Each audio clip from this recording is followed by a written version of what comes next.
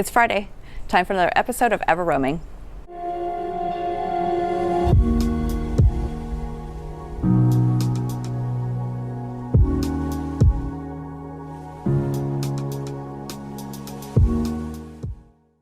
For the best tips, tricks, and gear reviews for section hiking the PCT, be sure to subscribe to my channel and hit the little bell down there so you get notified when I put out a new video, hopefully every Friday.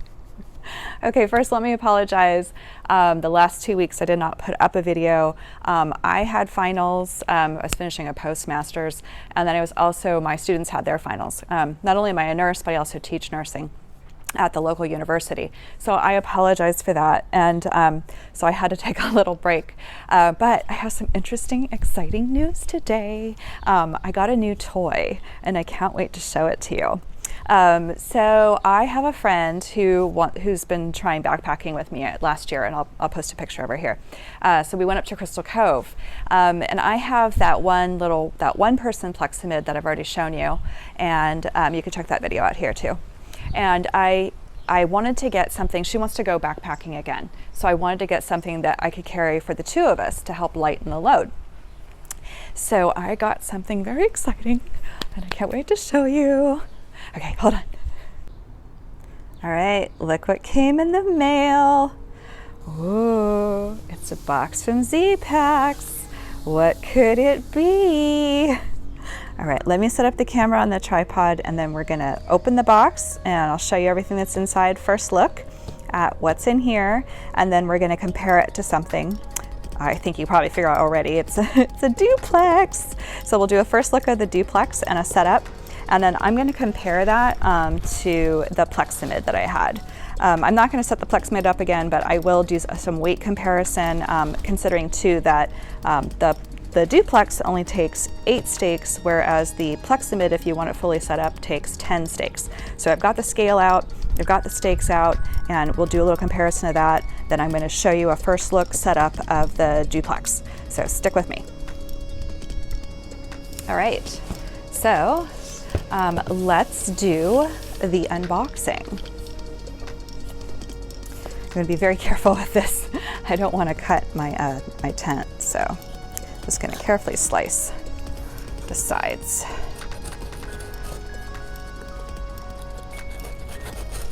Just barely. And carefully tear it open.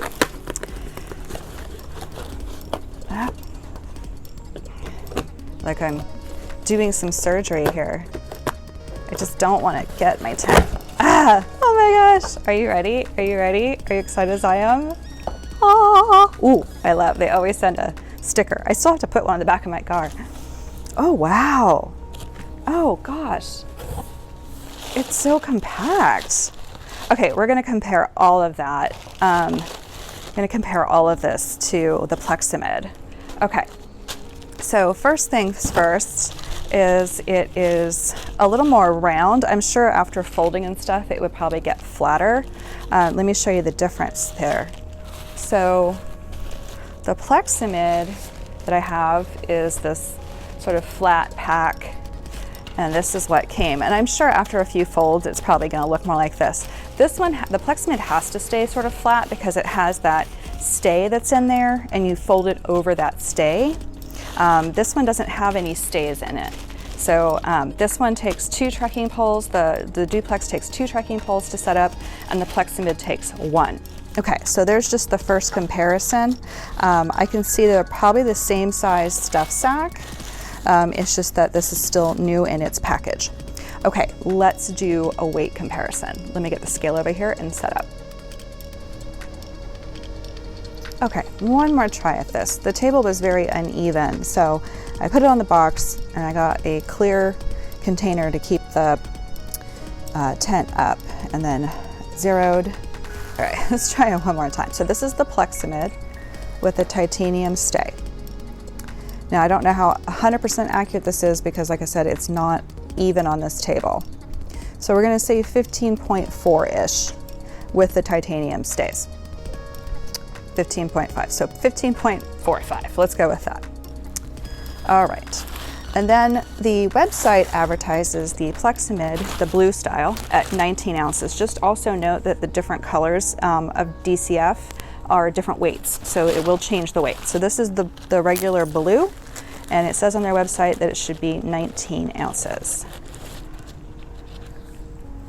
And so 1 pound is 16 ounces and 3.4 ounces, so that's 19.4 ounces. So that's pretty darn accurate. I'll show you here too. Let me just throw in a graphic of what the website says, because I'm standing out here and I don't remember if it was 19.3 or if it was 19 even. So the difference there you're looking at is like 4 ounces between the two, and now I'm gonna get space for 2 people versus 1. So not a huge difference in weight, but I do get some extra space. Well, we'll see. So now for the setup. Okay, hopefully you can still hear me because I have the microphone off now. I'm gonna set up over here. The website says 2 trucking poles set at 48 inches, and I've shown you this before. So that's 122 centimeters. So what I do is I take my pole and I put this one between the first one here, between 120 and 125. So there's the 125, so I put it here. So that's about 122. And then this one, the upper one, I put it halfway between, so about 122. And that should be a 48 inch. So I'll do that for both, and I'm gonna get started.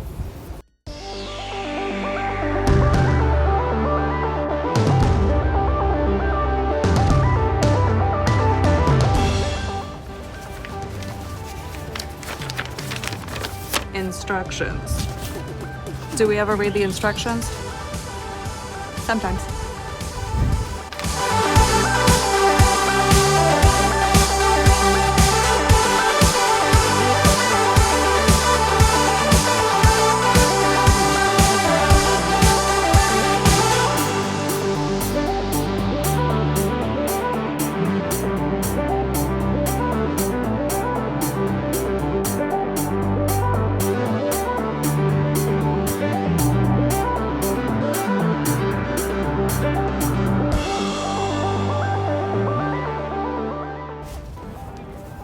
Here's the tricky part. When you first undo one, set it up, you gotta remember how it was packed, because that's how you gotta get back in. So I'm trying to remember.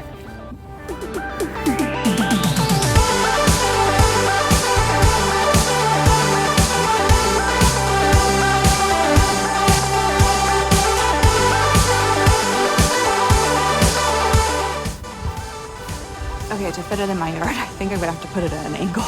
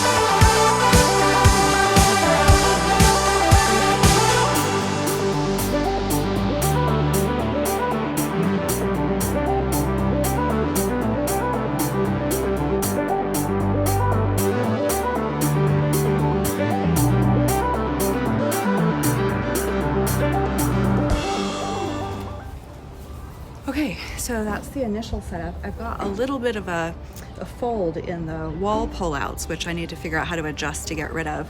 But that was actually not too bad. And I realized something too, that if I don't have a lot of space to put the tie outs, I can actually shorten the line that goes where the pole is on the door sides. So I can actually shorten that line if I don't have as much space to stake out. I don't know how much that'll affect my vestibule, but that was pretty cool. So let's take a look inside. All right, so before I show you the inside, let's just do a little walk around. Like I said, I didn't get a perfect pitch. I'm gonna have to learn how to adjust. I've got a little buckle in that wall. I also wanna show you some interesting little features that I found, and I'm not totally 100% sure what they're all for, but we'll take a look at them. So the Plexamid obviously is just over half of what this is. You can recognize the shape there in the front. So this has 4 corner stakeouts that you have to have. And then these wall pullouts for the head and foot are optional, but I always like to have them there because I don't want to brush up against the wet DCF, because this is a single walled tent, so you do get condensation. And then the other required stakeout is the one that is for each doorway where you have the pole. And you can see here, I'll just keep going around. And I'll give you the full walk around, and then we'll go over what some of these little connectors are.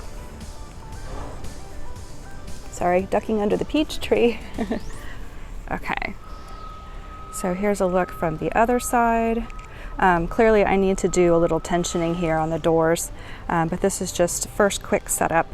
Really, really easy, especially if you've ever done a Plexamid. I think this was a little bit easier. The Plexamid is a little bit more finicky about how it's set up. And about getting it just right, but it looks like I've got great clearance, that's 6 to 8 inches all the way around the bottom. Okay, so let's go over some of the things I found on here. I'm not exactly sure what these little tabs on top are for, but there's 2 here with a little D-ring. There is the regular tie out here, but I noticed that it's on the other end as well. And let me walk around and show you.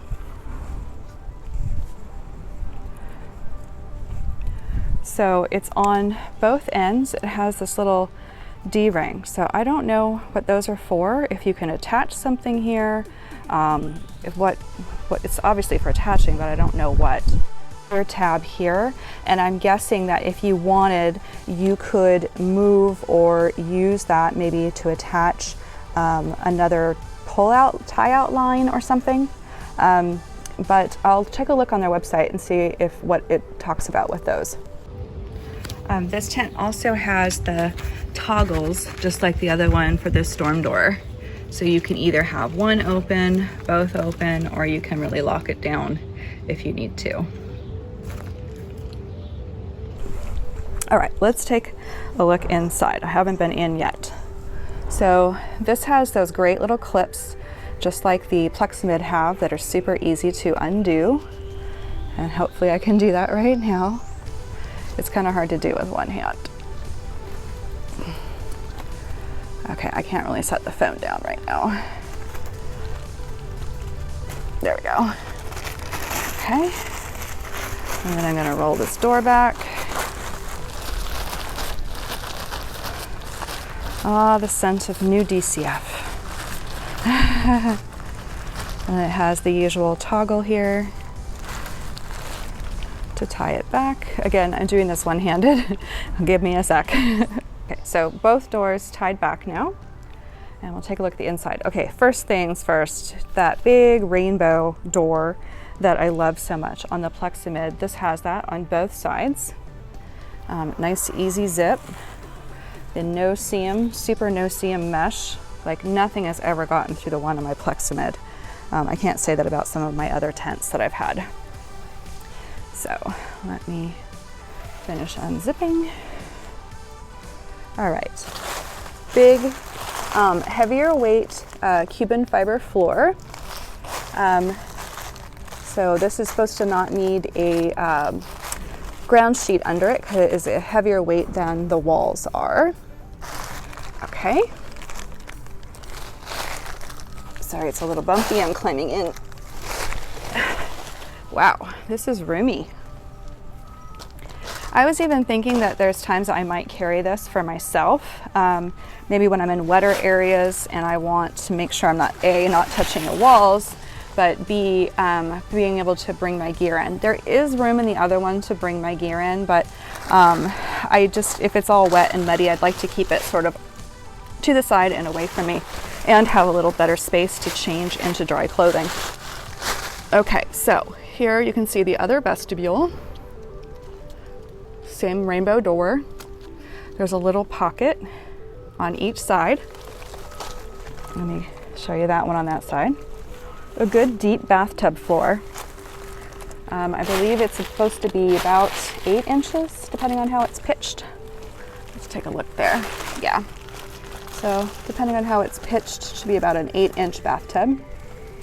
And then this tent also comes with the same system that I showed you in the Plexamid with the drainage. Now I can see that, yes, I need to fix this pitch so that it will work, so that this isn't touching the wall and it can just drain down. So I do need to work on the pitch. You see it's suspended out here. So I need to help it with that. Okay, same on the other end. It has the same system, bungee with the venting drain there. Yeah, I definitely have to work on my pitch. But so let me lay down in here. Let's see if I can show you. Okay, so my feet are not at the bottom. Would take a little bit for them to brush up against. And then I'm going to turn the camera. And then I'm laying at this end. Ooh, the sun is bright. I have plenty of room here. So this is really long. This is good. And everything comes seam sealed, so you don't have to do any seam sealing. They do a beautiful job on their stitching and stuff. Really, really like it. My other one has never leaked. So there is a first look, and I'm going to stay in here tonight and see how it goes. I also got to work on the pitch. All right, so like I said, I'm going to stay in here tonight. Now I am sweating because it is hot in here. So I'm going to work on the pitch, and then I will give you another update tomorrow before I take it down, and maybe I'll film taking it down. I'm not sure. So yeah, this is pretty cool. See you next time.